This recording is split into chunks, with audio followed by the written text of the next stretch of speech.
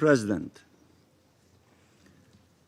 this conflict first met to address, this Council first met to address this grave crisis when hundreds of Palestinians had been killed by Israel, the occupying power, in its siege and aggression on the Gaza Strip. The Council is now meeting after over 20,000 Palestinians have been killed, almost half of them children, and 60,000 people have been wounded, and 2 million Palestinians have been forcibly displaced. It is meeting as homes, shelters, schools, hospitals have been destroyed, and as hunger and disease are spreading like wildfire. No one should forget that what we are talking about are 2.3 million Palestinians who have been fighting for their life and facing death every single day for 75 days.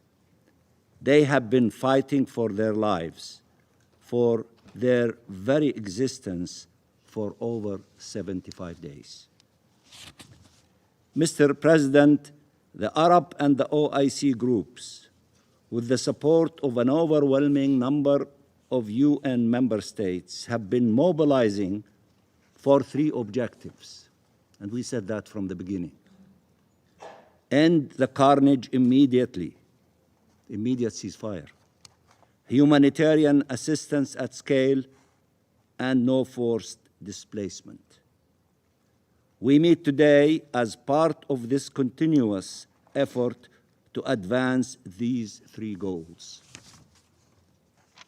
Mr. President, allow me at the onset to pay tribute to all the humanitarian and health care workers who, at peril to their own lives, are struggling every single day to address and alleviate an occupation-made humanitarian catastrophe of unprecedented scale.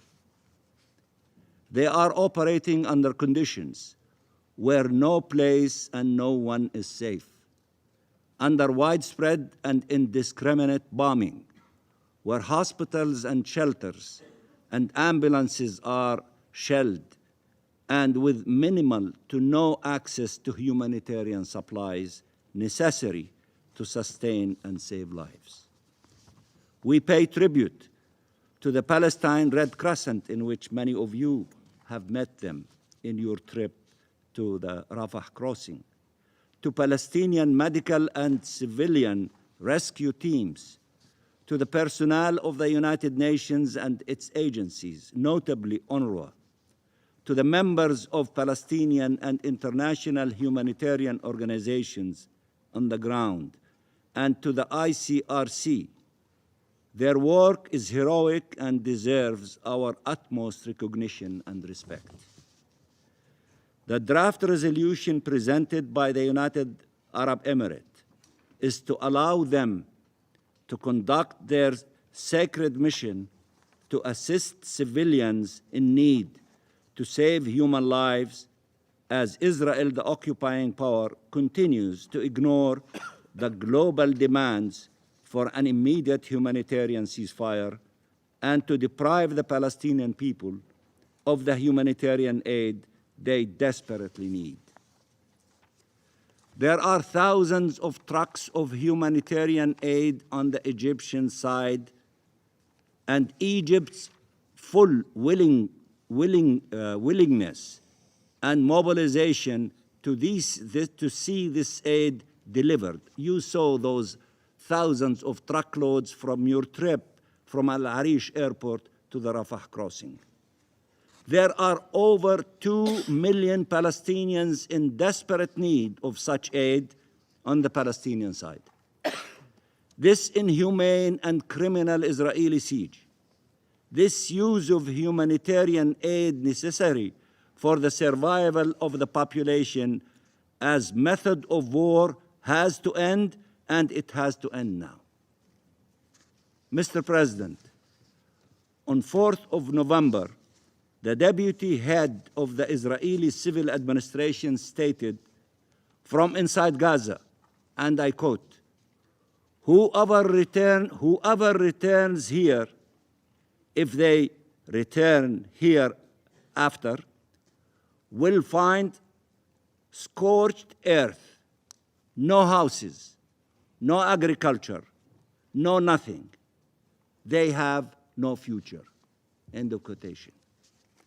This is just one statement among far too many, demonstrating in shocking terms that what we are dealing with is an attempt at the destruction of our people and their displacement forever from their land. This is Israel's goal, its true objective. No future for Palestinians in Palestine. That is why it is bombing everyone and everything. That is why it targets homes, hospitals, schools, bakeries, agricultural fields, water and sanitation networks, so that sustenance of life becomes impossible, and it has become impossible. That is why it targets the landmarks of Gaza, which stand witness of its ancient history and of our roots in the land, our historic churches and mosques, our monuments and our architecture. Israel also targets the storytellers, those who capture our people's lives, suffering and death, including the journalists conveying to the world the truth about the massacres, about this grave and unbearable injustice being endured by Palestinian people and their families. But Israel's target is not only the past and the present of our people, but indeed the future. That is why it kills our doctors, engineers, poets, academics, artists. This is why it is destroying our cities and towns, our universities and cultural institutions. That is why it kills our children and terrorizes and traumatizes them, scaring and disfiguring their futures.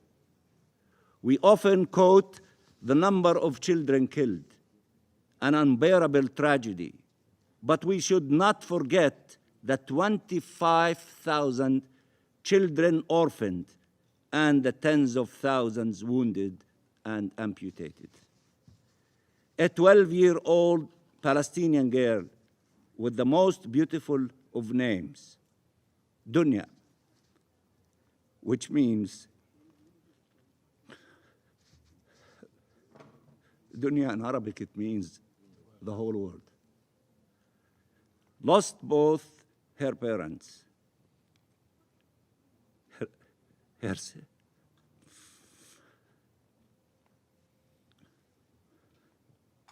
sister, and her brother, all killed in Israelis shelling of her house.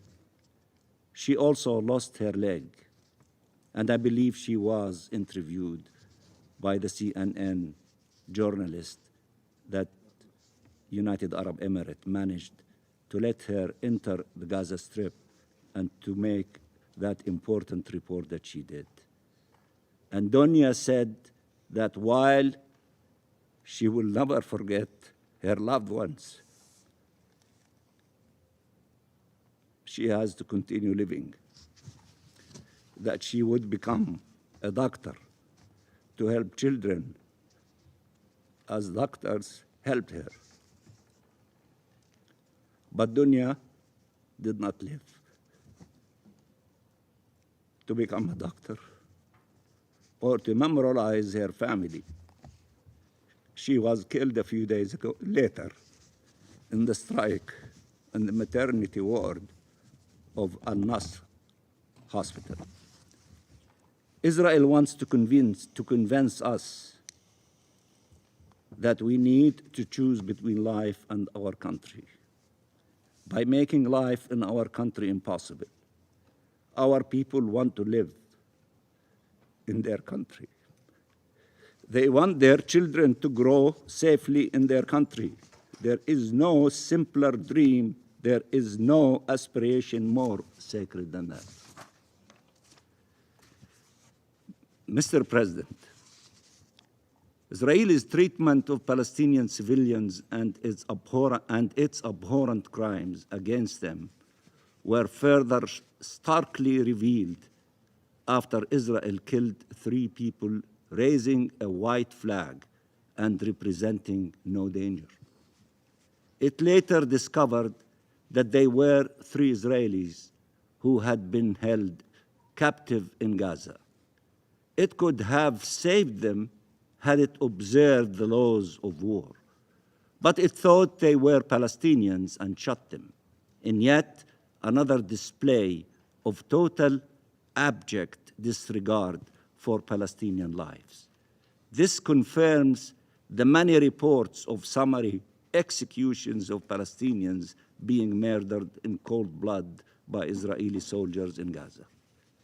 Israel has also continued its ill treatment and mass arrest and humiliation of Palestinians in despicable scenes filmed by its own soldiers, boasting about their depravity. Those are the soldiers of a ragu army, unhinged and empowered by the impunity it enjoys, certain that it will not be held accountable, an army that commits atrocities every single day.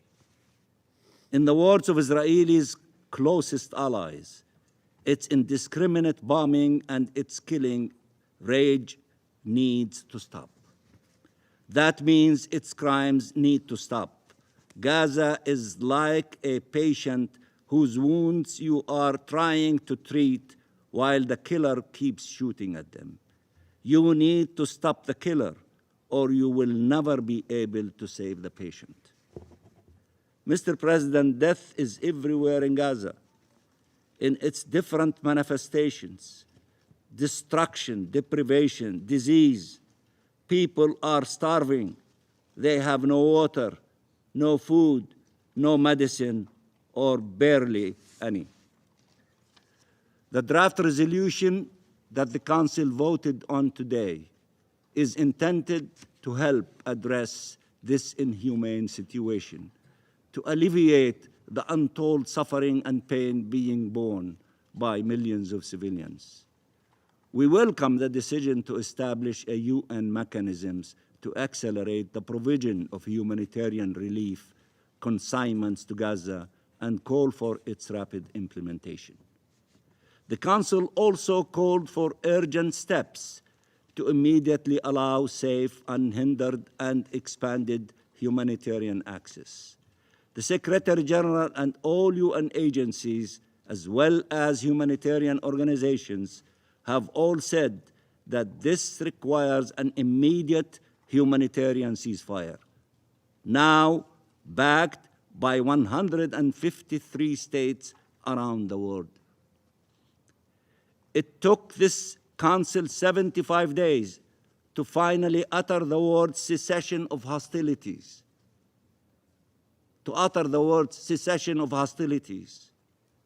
40 days after the General Assembly first referred to that objective, and tens of thousands of Palestinians killed later.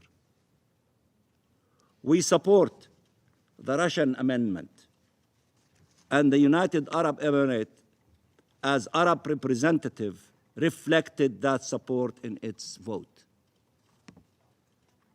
Of course, that paragraph, which was endorsed in the blue form, the original one, by the 83 co-sponsors.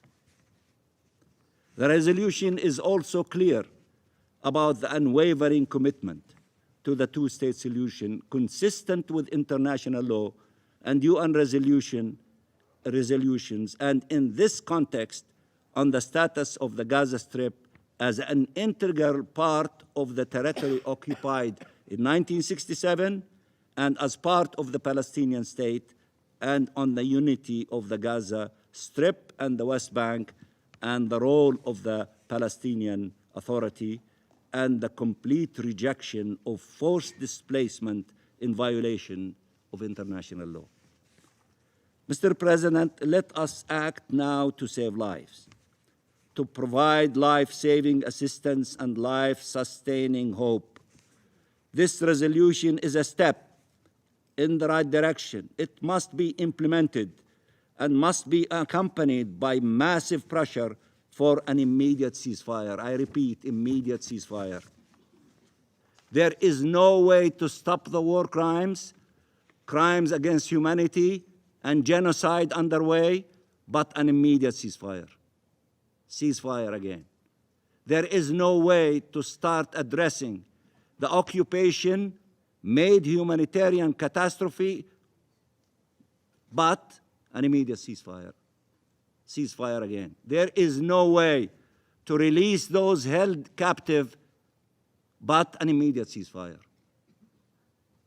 This resolution calls for protection of civilians, deplores attacks against civilians, rejects forced displacement, calls for immediate and safe humanitarian access, and for humanitarian aid reaching the Palestinian population.